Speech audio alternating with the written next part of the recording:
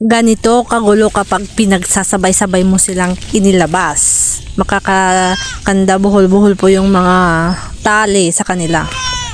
Ang ganda tignan, ang dami nila. Yan na po yung mga maliliit na kambing. Ang cute, patalon-talon. Hello! Baka magkapalitan kayo ng anak. Yan, tsaka yun magkamukha. Yang inahin po na brown at yang puti na may anak din ay mag-ina po yan. Binili namin sa halagang 7,000 last 2 years. 2 years ago, September 2023. Ang problema naman sa tag-araw, tayong mga nag-aalaga ng kambing, yung problema natin, masyadong dry yung pinagpapastulan, hindi natubo yung mga damo. Sana umulan man lang no, kahit kundi yung malakas para tumubo sila. At may pakain tayo ulit sa mga alaga natin.